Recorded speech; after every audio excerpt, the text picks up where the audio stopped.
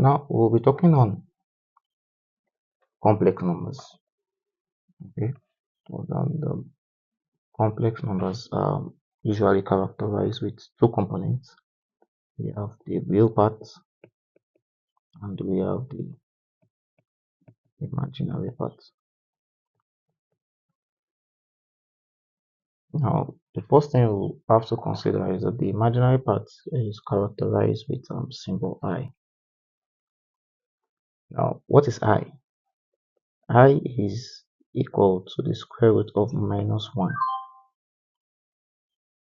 If I is equal to the square root of minus 1, then we can know that I squared is equal to square root of minus 1 all squared. And since the square will cancel out the square root, we'll have it to be minus 1. Okay, now definitely, if we recall back into a simple algebraic, we know that the square root of 4 is equal to 2 and the square root of 16 is equal to 4. And before our understanding of I, when we have the square root of minus 4 and when we have the square root of minus 16, we will see that it is we consider them to have no answer. But from our laws of sorts, we can say that the root minus 4 is root 4 multiplied by root minus 1 and root 16 multiplied by root minus 1. Now, since our root 4 is 2 and root minus 1 is I, we have 2 times I, which will give us 2I. And this will give us 4 times I, which will give us 4I. Now, with this understanding, we can go further and say that root 25 is equals to 5 and root minus 25 will be equals to 5I. Okay, and root 64 is equal to 8 and minus root 64 is equal to is equals to 8I. And it goes on, root 100 is equals to 10 and root minus 100 is equals to 10I. Now, what happens when we have I raised to power 3, I raised to power 4, and I raised to power 5? And we might be asked to simplify any power of I to a power of n. Now, from our laws of indices, we can see that I raised to power 3 is equals to I raised to power 2 multiplied by I raised to power 1. And I raised to power 2 is minus 1, and I raised to power 1 is I. So this will give us minus I. And also from our laws of indices, we know that I raised to power 4 is I raised to power 2 multiplied by I raised to power 2. And this will give us minus 1 multiplied by minus 1 because I squared is minus 1. And the answer will be 1. And I raised to power 5, we can write I raised to power 5 in multiple ways. We can say that I raised to power 5 is I raised to power 2 multiplied by I raised to power 2 multiplied by I raised to power 1. Or we can say it is I raised to power 4 multiplied by I raised to power 1. Now we are doing this in such a way that the powers of 3, if this is 3, it will be equals to 2 plus 1 according to the law of indices where we say x raised to power a multiplied by x raised to power b is equals to x raised to power a plus b. Okay, so it's like we're going back we're going in reverse order. So this is 4, this is 2, this is 2, and 2 plus 2 is 4. This is 5, this is 2, this is 2, this is 1. 2 plus 1 is equals to 5. And the same thing is applicable here, 4 plus 1. Now, having understood that, you now say that I raised to power 2 is minus 1, as we see here. Also, I raised power 2 is minus 1, and I raised power 1, which is I. Now, this will give us minus 1 times minus 1 times I, and that will give us I. Okay, and I raised power 4 is 1, as we have seen here, and I raised power I raised power 1 is I, which will give us I. Now we can see that whatever way we go, we arrive at the same answer. So let's try to make it a bit more arranged. So we have I raised power 1, which is I is simply root minus 1, and I raised power 2, which is I squared, okay, which is square root of minus 1 whole squared, will give us minus 1, and I raised power 3, which is I raised power 2 multiplied by I raised power 1, which we can simply write as I is equals to minus 1 times I, which gives us minus I raised power 4 is equals to I raised power 2 multiplied by I raised power 2, which gives us minus 1 multiplied by minus 1, which gives us 1. And I raised power 5 is equals to I raised power 2 or I raised power 4 multiplied by I raised power 1, which is equals to 1 multiplied by I, which is equals to I. So in conclusion, our I is equals to root minus 1, our I squared is equals to minus 1, and our I cube is equals to minus I, our I raised power 4 is equals to 1, and I raised power 5 is equals to I. Now, questions can come in any form, okay, in any form, such that we can even be asked to simplify I raised to power, let's say I raised to power 7, we can be asked to simplify I raised to power 12, and we can also be asked to simplify I raised to power 14, and lastly I raised to power 20. Okay, now to solve this, the best format to simplify it is to reduce the powers here, 7, 12, 14, and whatever the question might be. In order of that end, we reduce in terms of I raised power 4. Okay, now we can see that 7, okay, 7 is equals to 4 plus 3. Okay, so having done our understanding that 7 is equals to 4 plus 3, and say that I raised power 7 is I raised power 4, okay, multiplied by I raised power 3. Now I raised power 4 is 1 according to this, okay, and our I raised power 3 here is minus 1 minus I, and this will give us minus I. All right, now going further, I want to solve I raised power 12. Now in reducing it in terms of 4, our 12 is equals to 4 plus 4 plus 4, okay, because 4 times 3 is 12. So that will give us I raised power 4 multiplied by I raised power 4 multiplied by I raised power 4. And this will give us 1 times 1 times 1, because I raised power 4 is 1, and altogether it will give us 1. Now I raised power 14, we can reduce 14 in terms of 4 to give us 4 plus 4 plus 4. This is 12, and plus 2, that was 14. So that will give us I raised power 4 multiplied by I raised power 4 multiplied by I raised power 4 multiplied by I raised power 2. Now I raised power 4 is 1 times 1 times 1 times and our I raised power 2, as we've seen here, is minus 1. Okay, so this will give us minus 1. Okay, and finally I raised power 20 in terms of 4. Okay, 20 in terms of 4 with 4, that's 4 in 5 places. That will give us 4 plus 4 plus 4 plus 4 plus 4. That will give us I raised power 4 multiplied by I raised power 4 multiplied by I raised power 4 multiplied by I raised power 4. 1, 2, 3, 4, 1 last one. multiplied by I raised to the power 4. Now this will give us 1 times 1 times 1 times 1 times 1, which will give us 1.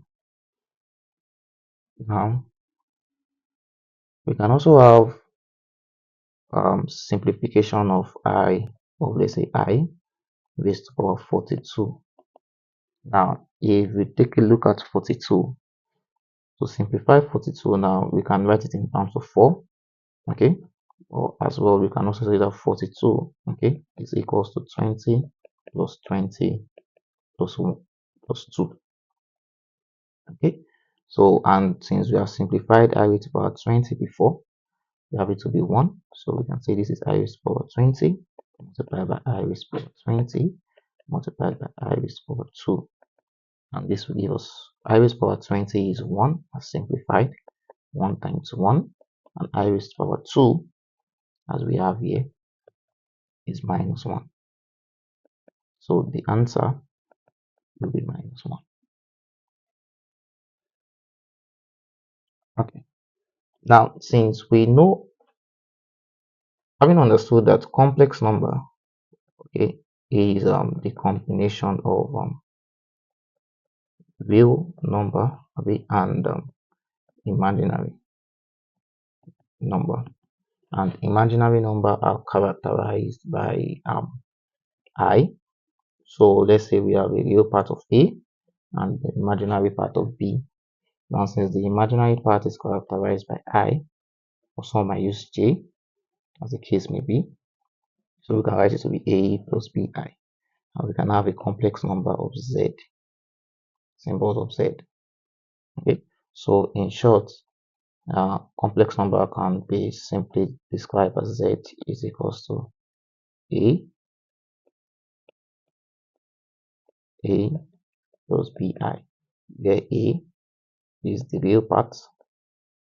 Okay, there are two parts, the real part and the imaginary part, and BI is the imaginary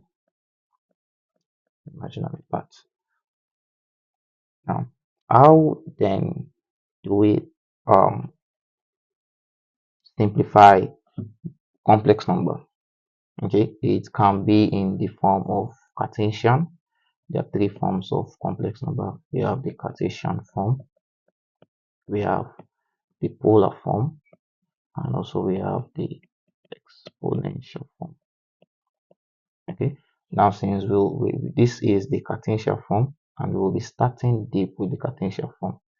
Okay, we'll be starting deep with the Cartesian form. So if we have Z is equals to A plus BI, and we can have different formats of the Cartesian form. In so now let's say Z1 is equals to 2 plus 4i, okay, and this is Z2 is equals to 4 minus 3i. This is Z3 is equals to minus 5 plus 2i. Now these are Cartesian formats. Now one of the ways to represent the Cartesian format is using to represent complex number using what we call the Argand diagram. Argand diagram. Argand diagram, it has the horizontal axis, which is referred to the real axis, and a vertical axis referred to an imaginary axis. In such a sense that we have a normal Cartesian plane, okay, where we have x and where we have y, okay, and we have minus x and also we have minus y. Now, and the Argand diagram is such that the horizontal axis, that means the x-axis, is reversed to the real axis. So we can call this, okay, we can call this the real axis, and as well we can also call this the imaginary axis. Now, having done that, we can now be able to display complex numbers on the Argand diagram. So our goal now will be to display Z1, Z2, and Z3 on the Argand diagram. So with that, we can now, let's change this to black. Yeah. Now let's draw an Argand diagram scaling via the question, where we know that this is our real axis. Okay, so this can be the negative real axis. This is the imaginary axis, or I. Okay, imaginary axis, and this is the negative imaginary. So we can say it's on a scale of 1, since the real axis doesn't have I. 1, 2, 3, 4, 5. We can take it down to 6, and this will be -1, and -2, -3, -4, and -5.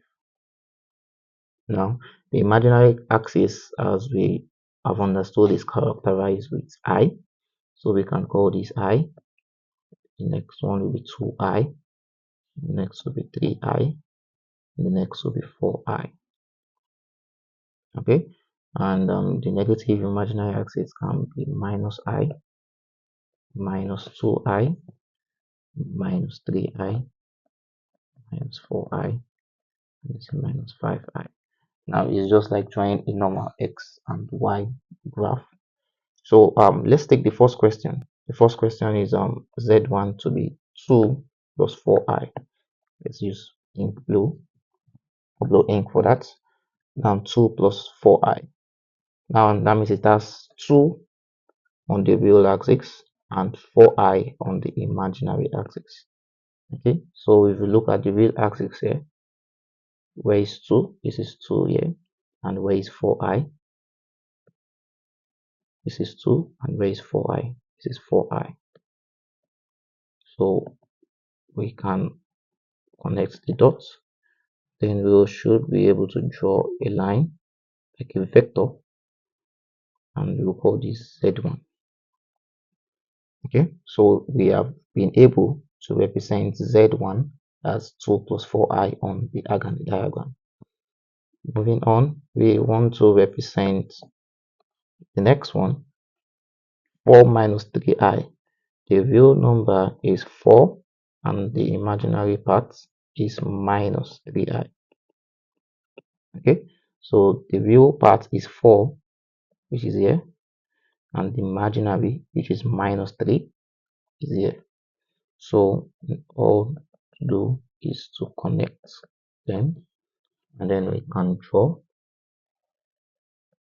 and we can call this Z2 like a vector. Now finally, -5 plus 2I, where we see the -5 to be the real part and the 2I to be the imaginary part. Okay, so on the real axis we look for -5, which is here, and on the imaginary axis we look for 2I, which is here. So connecting them together, we have this, then we can draw a line down to the origin, and we can call this as a vector Z3. So complex numbers which have two parts, real part and the imaginary part, can be drawn shown graphically via an Argand diagram. And that Argand diagram is just like a graph where the horizontal axis is similar to the real axis, and the vertical axis is similar to the imaginary part. And in our next video, we'll be talking on addition, subtraction, and multiplication, and probably division of complex numbers. So from there, we are still basically on the Cartesian form of complex number. And after we have talked on the addition, subtraction, multiplication, division in Cartesian format, we now move to the polar format. Okay, these are the three forms. Okay, and then we now move again into the exponential format, and we will see what operations are possible there, and we'll proceed from there.